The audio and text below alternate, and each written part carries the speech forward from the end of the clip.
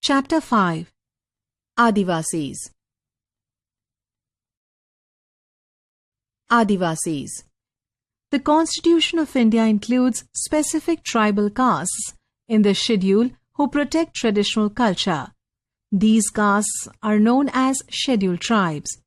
If you look at the style of the tribal people of India, their various festivals, customs, food, dress, dialect, painting, music and dance, etc. create their distinctive identity.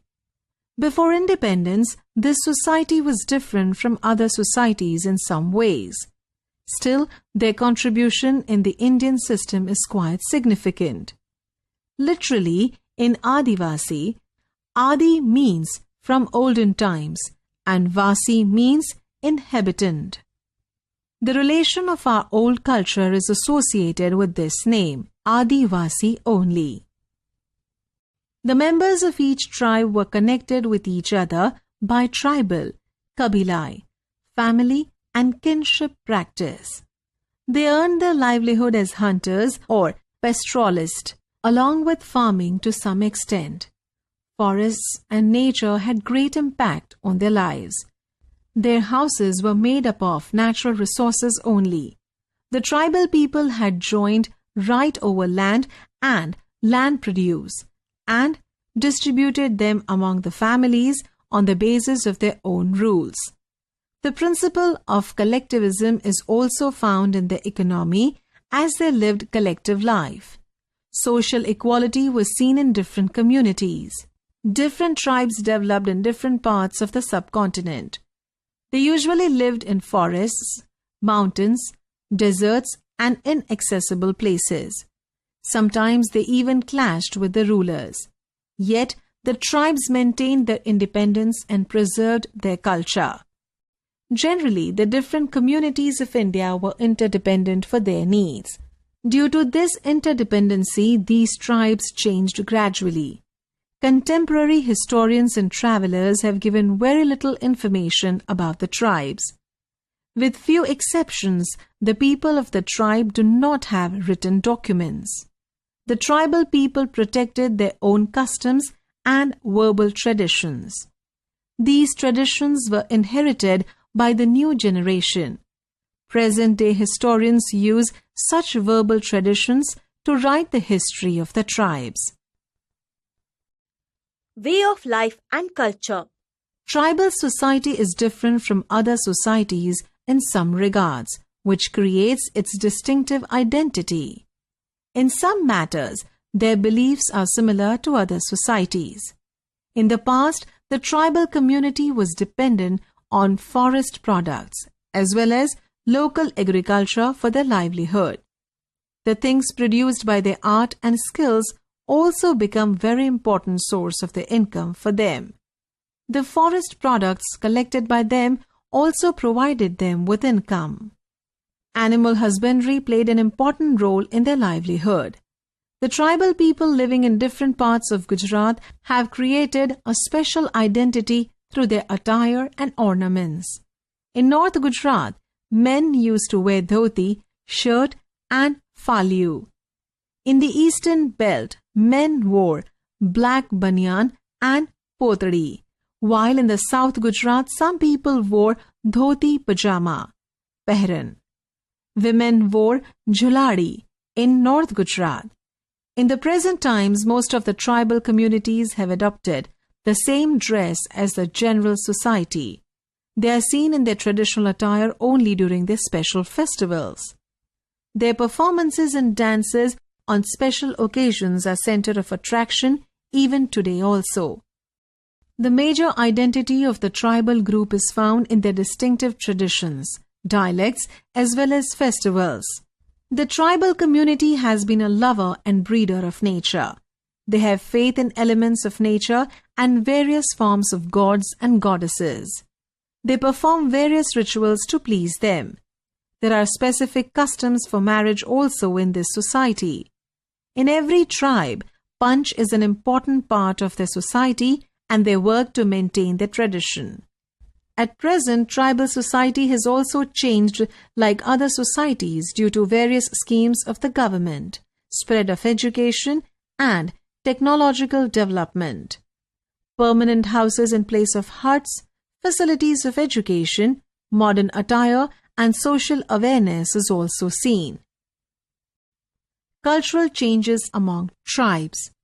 As the needs of economy and society increased, there arose a need of people with new art and skill.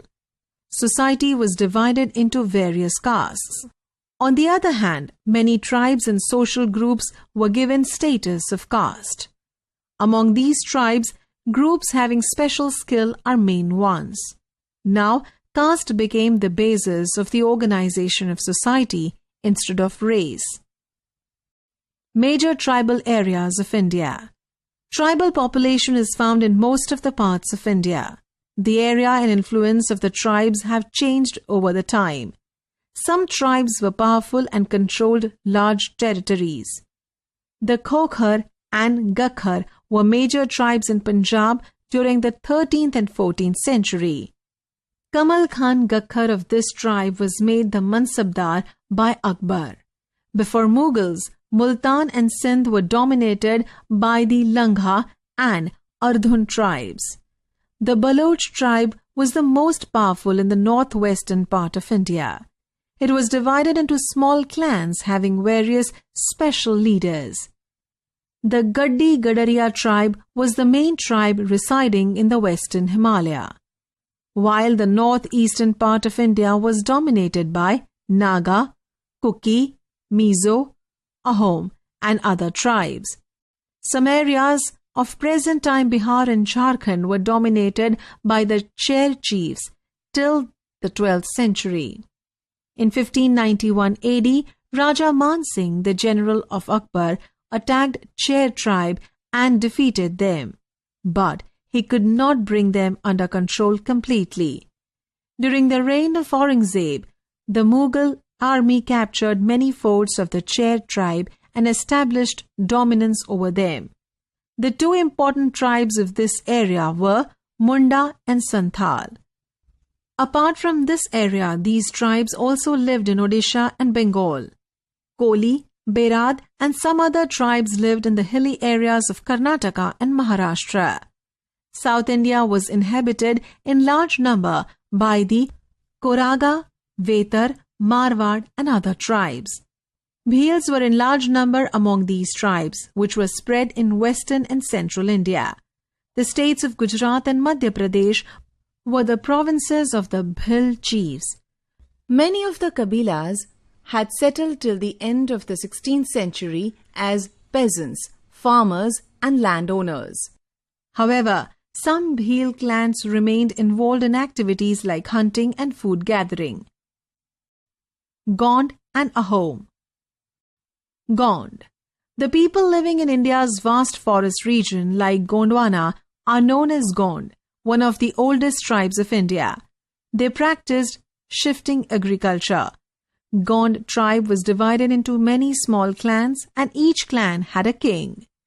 Akbarnama records that the Gond state of Gadkatanga consisted of about 70,000 villages.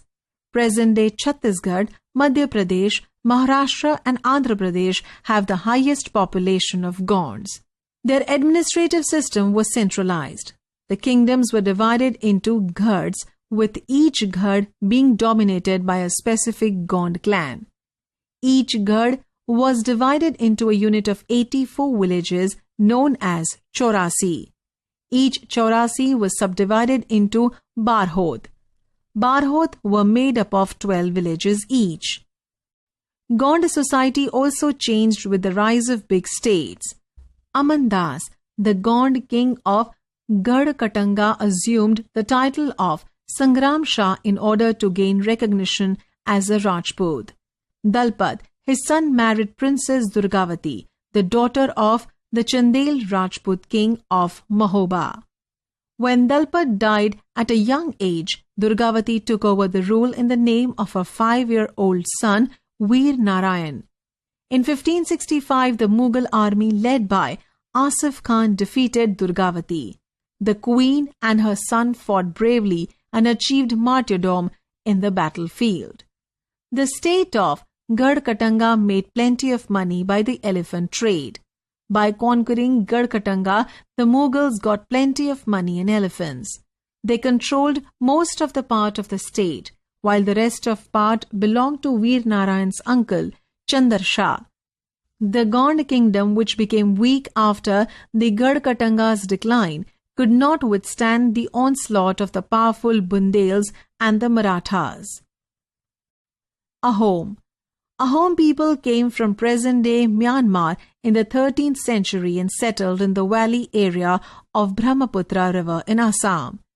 They changed the old political system of Bhuya, landlord, and established a new state. In the 16th century, Chutia 1523 and Koch Hajo 1581 merged the kingdoms into their own kingdoms and conquered the surrounding tribes, establishing a vast Ahom kingdom. In the 17th century, they could also manufacture ammunition and cannons.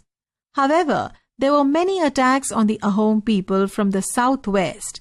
In 1662, they fought valiantly against the Mughal army led by Mir Jumla, but lost. But the direct Mughal domination on the area did not last long. The Ahom state was based on forced labor. The people who were forced to work for the state were called pikes. A fixed number of pikes were to be sent from each village. On the basis of census, people from more populated areas were moved to less populated area, which led to the division of the Ahom clan. The administrative system became centralized in the first decade of the 17th century. As we all know, under current laws and regulation, it is a crime to force someone to work. Men of this tribe were active in the army during wartime and at other times in public activities like farming and irrigation. Ahom people implemented innovative methods of rice cultivation. Ahoms were divided into clans. This clan was called Khel. Many villages were controlled by the Khels. Land given to the farmer by a village society could not be taken back even by the king also without consent of village society. Initially, the Ahoms worshipped tribal deities, gods of nature. King donated land to temples and Brahmins. Hinduism became the main religion during the reign of Sib Singh, 1714 AD to 1744 AD.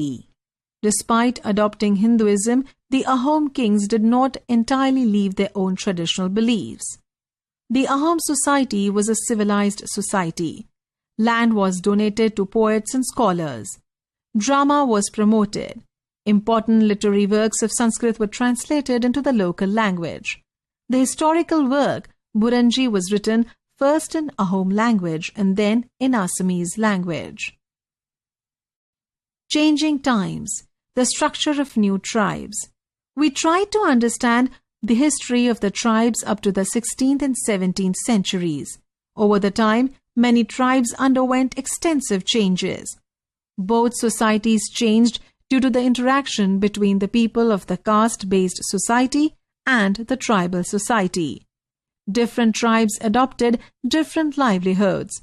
As the time passed, many of these tribes became part of a caste-based society. However, many tribes remained mostly away from Hinduism and caste system. Many tribes established large powerful states with well-organized administrative systems. So, larger empires clashed with them.